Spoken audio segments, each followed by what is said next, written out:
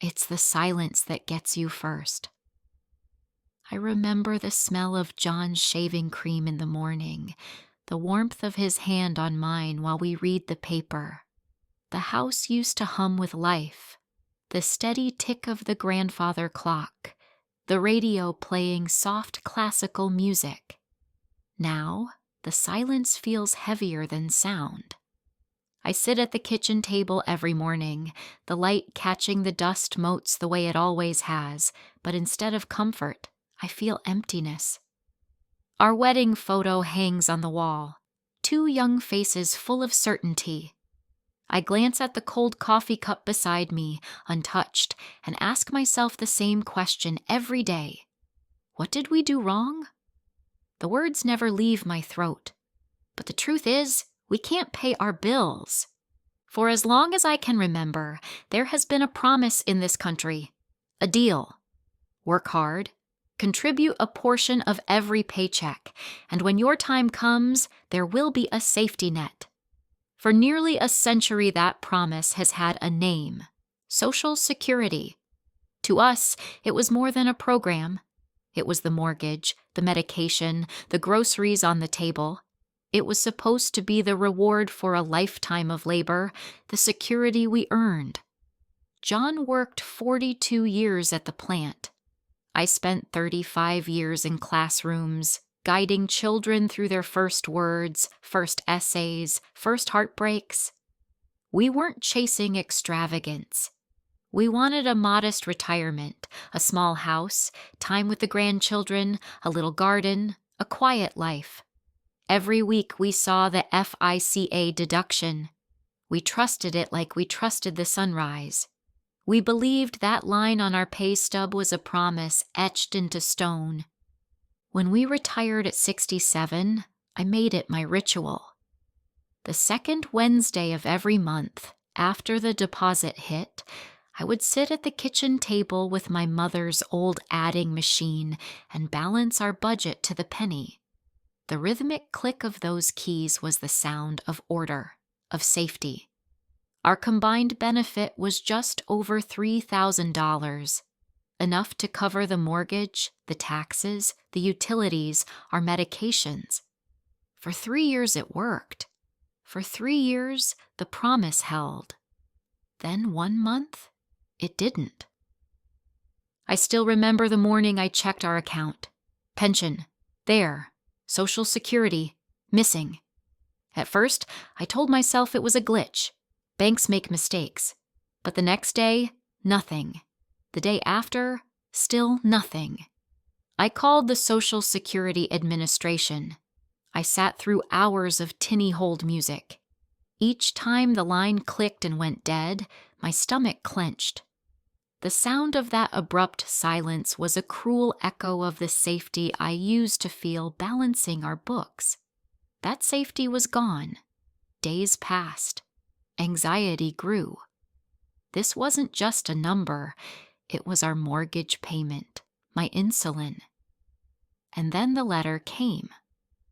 I can still feel the paper in my hands, thin but impossibly heavy. The words cut through me like a knife. Benefits have been suspended. Effective immediately. A single, cryptic word in the margin. Overpayment. Ineligible, they said. As if 40 years of our lives had been a mistake. As if we had no right to exist in their system anymore. I thought the worst part was the shock. I was wrong. The letters that followed weren't explanations. They were demands. I had never felt fear like that. We drove to the Social Security office, desperate for answers. A sign taped to the glass said, "Appointments only," due to staffing shortages. Inside, a line of faces pressed to the windows, fear in their eyes. In the parking lot, another woman clutched an envelope just like mine. She looked at me, and I looked at her. We didn't speak. We didn't have to. Her hand brushed mine, a fleeting moment of solidarity in a sea of isolation. It told me this wasn't just our story. It was happening everywhere. We drained what little savings we had. Every withdrawal felt like betrayal, like undoing decades of careful living. I put food back on the shelf at the grocery store, cheeks burning with shame. At night, I sat with John in the dark. His eyes asked questions neither of us could answer. One evening, he whispered, "What are we going to do?" I held his hand, and we admitted to each other, finally, that we were terrified. Fear had seeped into the walls of our home. It poisoned our laughter. It made us snap at each other over nothing. It sat at our table like a third guest. I turned to the boxes in the spare bedroom, looking for comfort and finding ghosts. Photographs from our retirement party, my blue linen dress, John's wide grin, our son raising a glass. The cake said, "The best is yet to come." Now it felt like a cruel joke. I found my old yearbook, a note from a student who had written, "You made me feel safe when my home was scary. I had been a rock for others, but I couldn't be one for myself." My mother's locket lay in a small jewelry box. I remembered her final years, drowning in paperwork, and how I promised myself I would be prepared. I would be safe. And yet, there I was, considering what the locket might fetch at a pawn shop. I closed the box. Not yet. But the thought alone was enough to break me. The cruelest part was not knowing why. Eventually, the explanation came. Overpayment. That word hides a mountain of bureaucratic failure. Miscalculations, delayed updates, errors years old, suddenly laid at your feet. At the end of 2023, the agency had $23 billion in uncollected balances. Most weren't fraud. They were mistakes. But the punishment was the same. Pay it back or lose your lifeline. Families told to return $51,000 within 30 days. People like me, living check to check, suddenly labeled ineligible. It isn't justice. It's cruelty by policy. I read stories online and realized our nightmare was part of a pattern. 2 million people a year receive letters like ours: seniors, widows, veterans. People cut off without warning, benefits suspended, income gone. It is a national trauma carried out quietly, one envelope at a time. And like so many, we had to fight. We filed for reconsideration. Denied. We hired a lawyer. We waited nearly a year for a hearing. In that year, John went back to work at 71, greeting customers at a hardware store. I took up tutoring again. We sold my mother's jewelry. My hands shook as I laid the locket on the appraiser's tray, a piece of my history reduced to scrap value. It felt like selling my soul. But we survived.